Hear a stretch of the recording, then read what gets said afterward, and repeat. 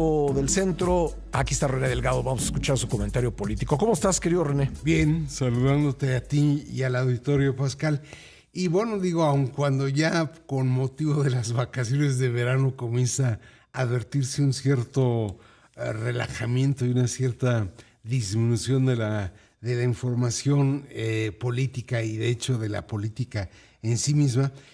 Ayer me pareció importante y para mi fortuna lo acabas tú de entrevistar, la propuesta que formuló el consejero electoral Uquib Espadas Ancona en la conferencia como a la cual convocó ayer y en la entrevista que le acabas de formular. Él propone que así como en el 79, 82 y 85 se vuelva a elegir en dos boletas diferentes a los diputados de representación proporcional, o sea, los plurinominales, y en otra a los diputados de mayoría relativa, o sea, a los uninominales, de tal suerte que uno sepa realmente por quién está uno votando. Y en ese sentido, creo que la idea no es mala. Parece menor, Pascal, tú ahora mismo me referías en el corte como en tu primera elección. En 85 me tocó votar así. Fue la última vez que hubo así es, esa opción. Fue 79, 82 y 85, sí, en efecto. Y entonces uno podía privilegiar porque lo conocía, porque lo había visto en los postes o porque se había movido en medios, al candidato a diputado uninominal, y podría uno privilegiar a otra fuerza política, fuese por razones de equilibrio, fuese por no concentrar en un solo partido toda la fuerza, se podía votar por el listado de diputados plurinominales de otra manera. Creo que el asunto sí tiene que ver con algo que no mencionó lamentablemente en la entrevista, pero que ayer lo decía Pascal. Votando como se vota ahora, se limita el derecho a la libre elección de la ciudadanía. ¿Por qué? Porque en automático, cuando uno vota por un diputado uninominal, en automático ese mismo voto van como remolque, ¿no? Exactamente. Sí. Y a veces... sí, yo le comentaba a él y te lo comento a ti y a la audiencia que hice un pequeño ejercicio en X ayer. Le pregunté a la gente que si esto se materializa, ¿cómo votarían? Si votarían por el mismo partido en la de representación proporcional. Yo pensé que iba a encontrar que el 99% y no. Encontré solo 59% dijo que por el mismo partido y 41% por un partido distinto. O sea que, digo, sin ser una encuesta, en realidad... No, pero sí es una noticia o una evidencia de que hay gente que le interesaría poder tener la doble opción.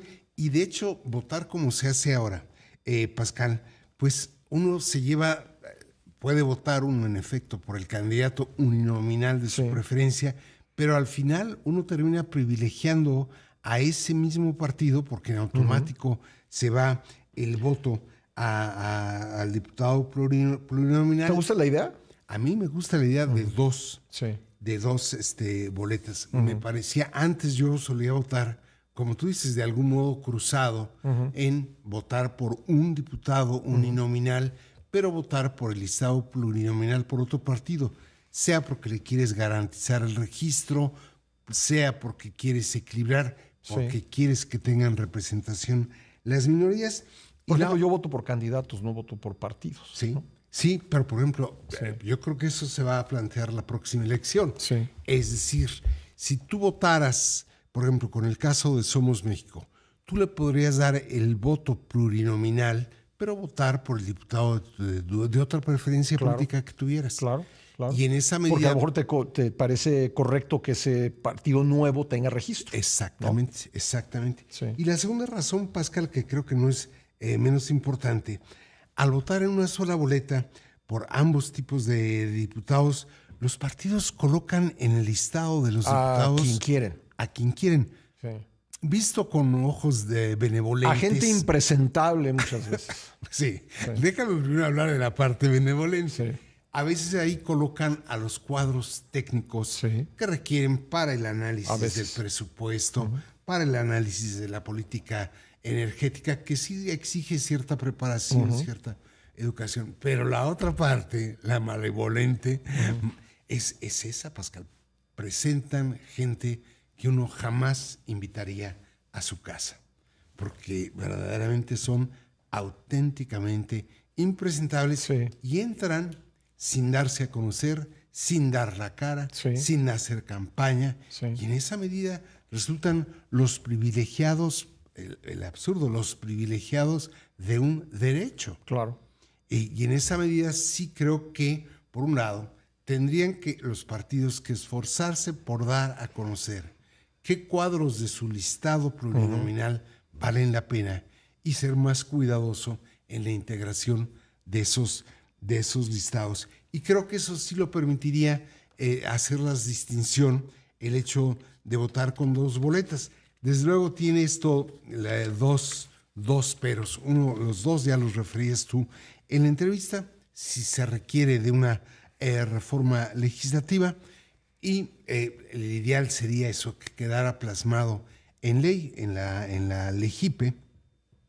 Pero, como decía el consejero, el INE como organismo descentralizado, autónomo e independiente tiene la facultad de control constitucional, y en esa medida puede privilegiar la ley superior sobre la ley reglamentaria. Si la Constitución garantiza el derecho a la libre votación, se podría evitar que se aplicara el artículo 266 de la Ley General de Instituciones y Procedimientos Electorales. Y el otro, que también tú ya lo referías, el otro pero es el costo.